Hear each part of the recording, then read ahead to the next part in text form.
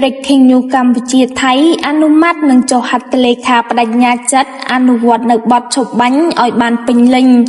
លោកស្រីឧត្តមសេនីយ៍ឯកម៉ាលីសុជាតាអ្នកនាំពាក្យក្រសួងការពារជាតិបានបង្ហាញអំពីលទ្ធផលនៃកិច្ចប្រជុំពិសេសលើកទី3របស់គណៈកម្មការទីការព្រំដែនទូទៅកម្ពុជាថៃ GBC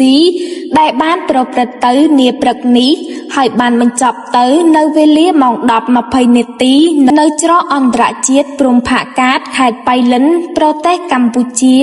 ទល់នឹងខេត្តចន្ទបុរីក្រោមការសង្កេតការណ៍ពីក្រុមអ្នកសង្កេតការណ៍អាស៊ាន AOT ប្រចាំកម្ពុជានិងថៃដែលដឹកនាំដោយ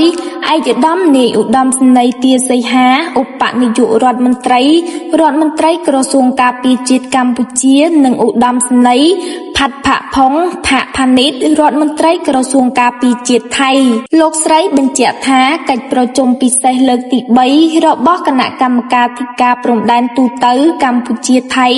GBC បានអនុម័តនឹងចុះហត្ថលេខាលើសេចក្តីប្រកាសរួមនៃកិច្ចប្រជុំពិសេសលើកទី3នៃគណៈកម្មការទីការព្រំដែនទូទៅកម្ពុជាថៃ GBC រវាងកម្ពុជានិងថៃហើយបានបញ្ជាក់ពីការបដិញ្ញាចិត្តយ៉ាងម៉ឺងម៉ាត់នៅក្នុងការអនុវត្តនៅបទឈប់បាញ់នេះឲ្យបានពេញលេញនិងស្វែងរកនូវសន្តិភាពស្ថិរភាពនិងសុវត្ថិភាពជូនប្រជាពលរដ្ឋដែលរស់នៅតាមបណ្ដោយព្រំដែនកម្ពុជាថៃ